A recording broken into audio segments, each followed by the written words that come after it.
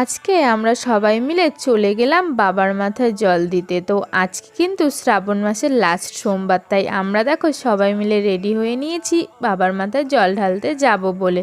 রাত 2টোয় আমরা কিন্তু বাড়ি থেকে বেরিয়েছি। বেরোনোর পর আমরা পুরোটা রাস্তা হেঁটে গিয়েছি, কারণ আমাদের বাড়ি থেকে কিন্তু বাবার মন্দির প্রায় 2.5 থেকে 3 কিলোমিটার হবে।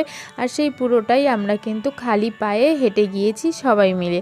তো hello everyone, welcome back to our YouTube channel MT Mo blogs. আজকে আমি চলে এসেছি নতুন আরেকটি ব্লগ ভিডিওর সাথে। তোমরা সাথে থাকো এবং দেখতে থাকো আমার ভিডিওটি। বাবার মাথায় জল ঢালতে যাব বলে কথা, তাই কিন্তু একদম আমরা ভোর ভোরে উঠে পেরেছি। 1টার দিকে আমরা উঠে পড়েছি। দেখো ব্রাশ করে নিচ্ছি আমি ফার্স্ট।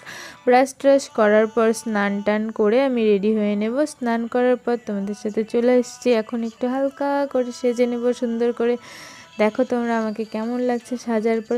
বাট এত সেজেছি, তারপরেও মনে হচ্ছিল কিচ্ছু তো একটা কম আছে। আর এতটাই আমরা লেট হয়ে যাচ্ছিলাম, পিসি বলছিল অনেক ভিড় হবে, তাড়াতাড়ি রেডি হয়ে নে। তাই ভালো করে একটু রেডিও হতে পারিনি। যতটুকু হতে পেরেছি তার মধ্যেও মনে হচ্ছিল কিছু একটা মিসিং আছে। তারপর ভাবলাম আমি টিপ পরতে তো ভুলে গিয়েছিলাম। টিপ পরার পর দেখো আমার মুখটা মনে হচ্ছে যে না, একটা ঠিক আছে, কারণ আমার টিপ পরতে পরতে এতটাই ভালো লাগে যে টিপ না পরলে আমার মনে হয় কিছু একটা মিসিং চলে গেছে। দেখো আমাদের রেডি হওয়া শেষ, আর আমরা রাস্তায় বেরিয়ে পড়েছি হেঁটে হেঁটে যাব বলে। আমি, ভাই এবং পিসি, আমরা 3জন বেরিয়ে পড়েছি। আর চারদিকটা এতটা অন্ধকার, এতটা নিস্তব্ধ, তোমাদেরকে কি বলবো, একটু একটু ভয় লাগছিল। আর তারপর কিছুটা এগোনোর পর আমার কাকিমা, বনু, ভাই এদের সাথে আমাদের দেখা হলো। আমরা 6জন মিলে গিয়েছিলাম বাবার মাথায় জল দিতে। দেখো আমরা হাঁটতে হাঁটতে কিন্তু প্রায় চলে এসেছি। এই জায়গাটা হচ্ছে বানেশ্বর চৌপতি। দেখো এই জায়গাটা এত ভিড়, এত পরিমাণ ভিড়, আর লাইনও কিন্তু প্রচুর পরিমাণে হয়েছে। তো আমরা এখানে এসে এত ভিড় দেখে ভাবছিলাম এই 2টোর সময় না এসে আমরা যদি 10-11টার সময় চলে আসতাম তাহলে হয়তো খুব ভালো করতাম। এতটা পেছনে লাইনে দাঁড়াতে হতো না। আমরা তো 6জনেই এতটা পেছনে লাইনে দাঁড়িয়েছি, তোমাদেরকে কি বলবো। একদম যারা বানেশ্বরটাকে খুব ভালো করে চেনো তারা জানবে যে মাছ বা মাংস যেখানে বিক্রি হয়, মেন বাজার, সেটা পার করে আমরা দাঁড়িয়েছিলাম। আর এতটা মাছ মাংসর গন্ধ আসছিল যে থাকতেই পারছিলাম না, খুব কষ্টেই লাইনে দাঁড়িয়েছিলাম। আর এখানে দেখো পুরো অন্ধকার চারিদিকটা। আর এখানে দেখো অনেকজন, কিন্তু অনেক ভিড় হয়েছে, অনেক লোক এসেছে। এত ভিড় আমি আগে কখনোই দেখিনি।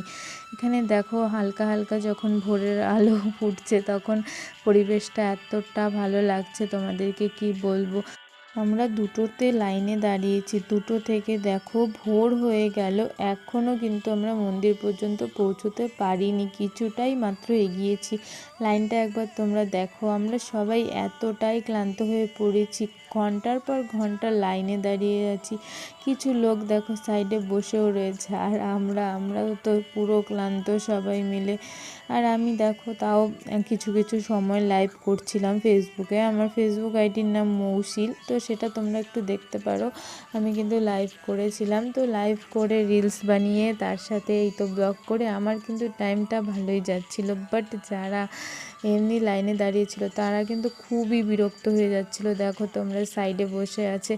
আর এই যে পুকুরটা দেখতে পাচ্ছ, এটাতে কিন্তু অনেক মোহন আছে। আমরা যখনই শিব মন্দিরে যাই এই মোহনগুলোকে আমরা দেখি, আর মোহনগুলোকে দেখতে আমার খুবই ভালো লাগে এবং আমরা মোহনকে সব সময় ধরে প্রণাম করি। এটাই আমরা ছোটো থেকে শিখে এসেছি।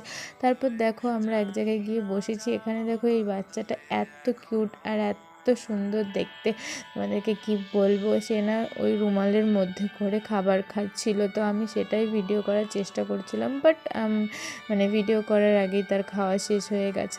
আর দেখো পুকুরের এই পারে আমরা চলে এসেছি। এখন প্রায় বাজে কিন্তু 7টার সময় আমরা পুকুরের এই পারটায় সবে এলাম। আর দেখো এই পারে কিন্তু অনেকজন পুকুরে নেমে নেমে স্নান করছে। আমি কিন্তু ওই দিকটা গিয়েও দেখছিলাম একটু ভালো করে। তারপর এই দেখো আমরা লাইনে দাঁড়িয়েছি এবং লাইনটা কিন্তু ভালোই এগিয়েছিল। আরও যদি দেরি হতো তাহলে আমাদের যে কটা বেজে যেত কোনো ঠিক ছিল না। আমরা তো ভেবেছিলাম 12টা-1টা বেজে যাবে, তবে ভালোই তাড়াতাড়ি হয়েছে। এখন যে দেখতে দেখতে আমরা মন্দিরের সামনেই চলে এসেছি বুঝতেও পারিনি। বাট তখন কিন্তু প্রায় 9টা বাজে, সূর্যটাও কিন্তু ভালোই উঠেছে আর খুব রোদও লাগছিল, তাই কিছুতেই লাইনে দাঁড়াতে পারছিলাম না। তারপর দেখো এরকম করতে করতে কিন্তু আমরা মন্দিরের সামনে চলেই এসেছি, আর আমরা এটা ভাবতেও পারিনি। আমরা যখন পুকুরের ওই কিনারে ছিলাম তখন আমাদের মন্দিরের সামনে আসাটা যেন স্বপ্ন হয়ে দাঁড়িয়েছিল, যে আদৌ কি আমরা মন্দিরের সামন পর্যন্ত যেতে পারবো। বাট যখন আমরা মন্দিরের সামনে পৌঁছেছি, যে আনন্দ, আমরা আনন্দে পুরো আমরা পাগল হয়ে যাচ্ছি যে আলটিমেটলি আমরা মন্দিরের সামনে আসতে পেরেছি। আমরা তো ভেবেছিলাম আজকে আমরা পুজোই দিতে পারবো না, আর পুজো দিতেও পারলে আমাদের প্রায় 12টা বেজে যাবে। বাট অনেকটা আগেই কিন্তু আমরা মন্দিরের সামনে চলে এসেছিলাম।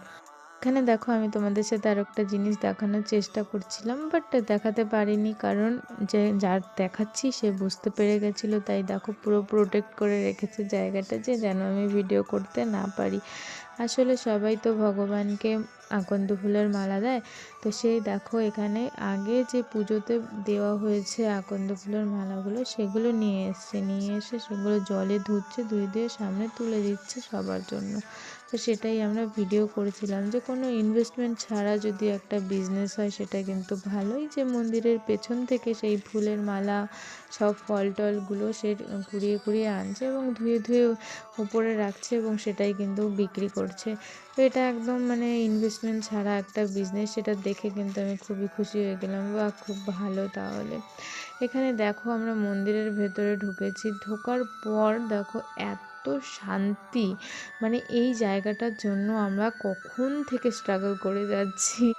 তারপর আবার আমার ভাইয়ের ইচ্ছে হচ্ছে সে পুকুরে স্নান করবে, তো আমরা মন্দিরে ঢোকার পর দেখো এই যে বাঁশগুলো সাইডে দেওয়া আছে সেটা দিয়ে কিন্তু আমরা বেরিয়ে গিয়ে ভাই স্নান করেছে পুকুরে, তারপর এসে আমরা পুজো দিয়েছি। আর তোমরা হয়তো সবাই জানো যে যারা যারা শিব মন্দির গিয়েছো তারা তো অবশ্যই জানবে যে শিব মন্দিরের ভেতরে কিন্তু ক্যামেরা করতে দেয় না, তাই আমি অতটুকুই ভিডিওটি করেছি, তারপর আর করতে পারিনি। দেখো আমাদের পুজো দেওয়া কিন্তু শেষ, আমরা তারপর আবার পুকুরে এসেছি। এখন দেখো এখানে পুকুরে সবাই ছবি টবি তুলছিল, তো পিসি বলছে চল আমরা একটু ছবি তুলে নিই।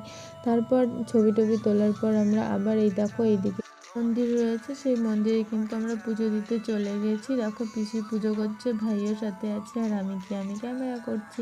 তারপর দেখো এইখানে যে ঘন্টা রয়েছে, এই ঘন্টাটা কিন্তু খুব ভালো। আগে যে আমি মা তারার মন্দিরে গিয়েছিলাম, আমি ঘন্টা কিছুতেই বাজাতে পারিনি, বাট এটাতে আমি খুব সহজেই বাজাতে পেরেছি।